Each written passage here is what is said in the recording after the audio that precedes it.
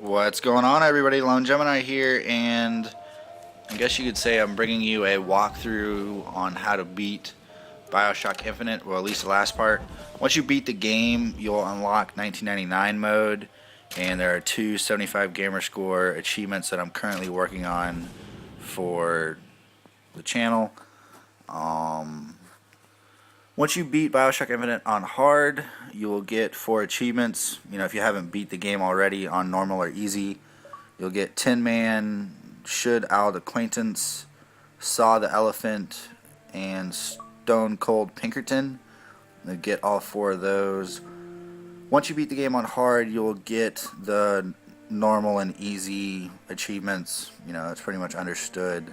So I would just go ahead and beat the game on hard and get the other 2, you know, playing through the game once. To unlock the Should Old Acquaintance, I think I'm pronouncing that right, but whatever. That's the one where you unlock 1999 mode. I don't think it requires any certain difficulty to beat the game. You just have to beat the game. So if you're trying to just get that one, I would just beat the game on any difficulty. It doesn't really matter. But this is the final part for me. I think this final battle or boss or whatever you want to call it, I mean, from what I fought, there wasn't really a boss, but I think it differs between those who chose the bird and those who chose the cage in the very beginning. The little choker that Isabelle gets, or that you choose for her in the beginning. I chose the cage, and this is my final battle. I'm assuming if you choose the bird, you're gonna have to fight the songbird, and I'm gonna choose that for the 1999 mode.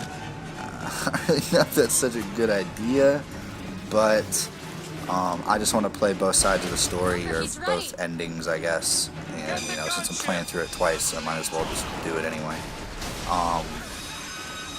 And that's saying something about Bioshock Infinite, because there's a lot of games where I have fun when I play through the campaign or story mode once, and I'm okay with it, but Bioshock Infinite's one of those ones that I actually want to play again.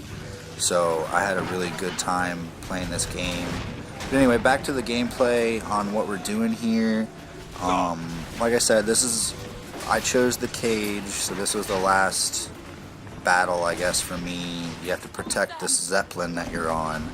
And then you get a bunch of other airships attacking at you, and they're dropping off troops, and then you got big Zeppelins on the side of you fucking you up too. So what I pretty much did was kept the songbird in the air and attacked all the troops on the ground. You know, try to take care of them the most.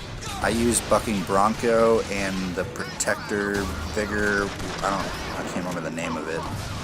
The one that pretty much shields you, because you're getting shot at from so many angles that the shield itself doesn't really cut it.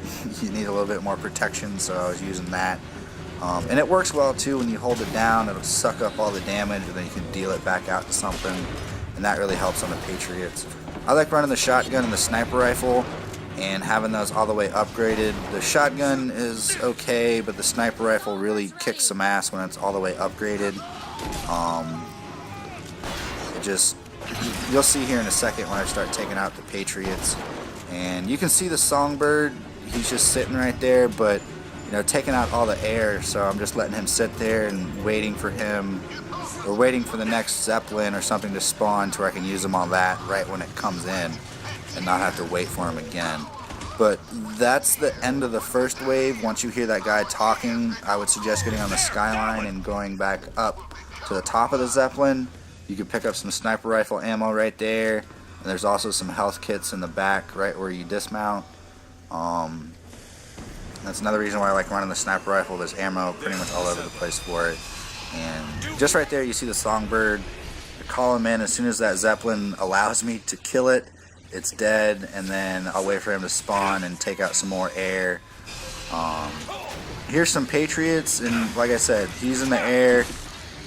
The Songbird's going to have to take some time to respawn again, and I'll deal with some of these ground troops. But the way the Songbird works, I guess, in more detail is when you make the Songbird attack the ground, or the troops on the ground, or on your Zeppelin, he takes a very short time to respawn. If he attacks one of the gunships, it's kind of a medium respawn time, and if he attacks a Zeppelin, it's a very long respawn time. So right now, since he just attacked a Zeppelin, I gotta deal with all these bitches myself, but as you can see, this sniper rifle is kicking this Patriot's ass, and the only thing is trying to just have enough ammo in it. But once you upgrade it, you know, through it, once you upgrade the sniper rifle through the armory and have all the boosts and shoot fast and increase clip size and all that shit, it works very, very well.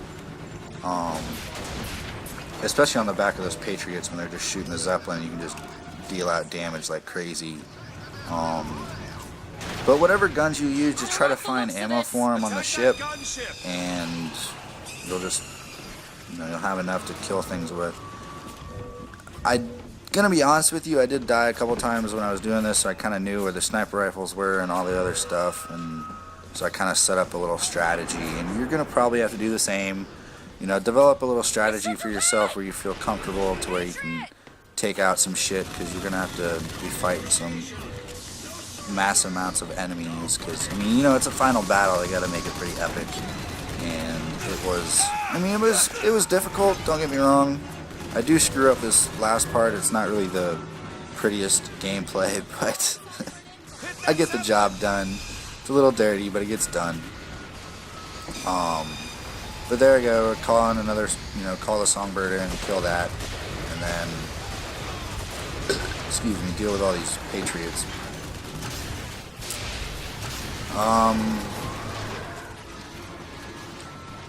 Like I was saying, I wasn't really like let down by this final battle. It was, I mean, it was pretty epic, don't get me wrong. Like, I'm getting shot at from I think 20 angles right here, and that's cool, but I really wish that there was a boss, and that's kind of why I want to go back, damn, excuse me, and play through the game again and get the bird instead, and hopefully I'll have to fight the songbird as a boss instead.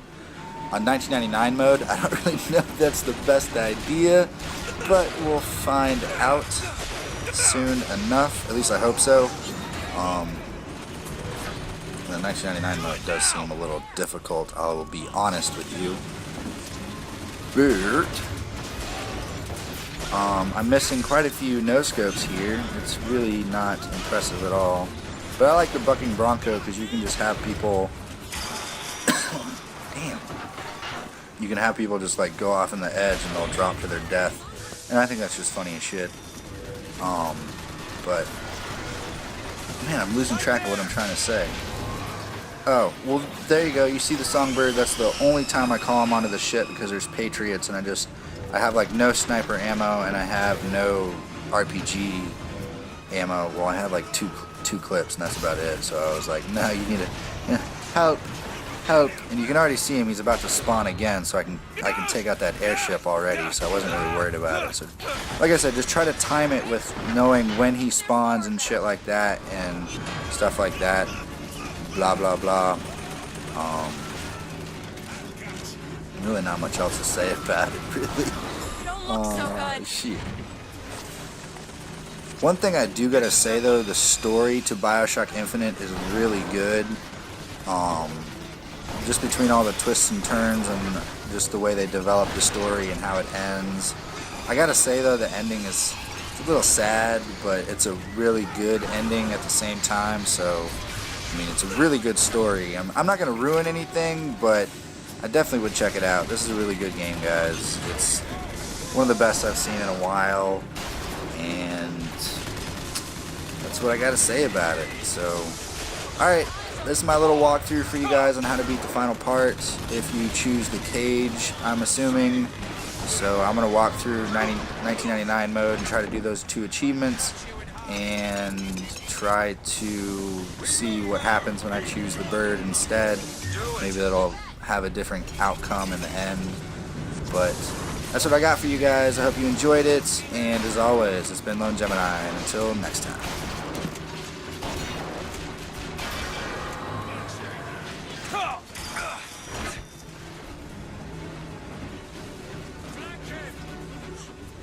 Still looking.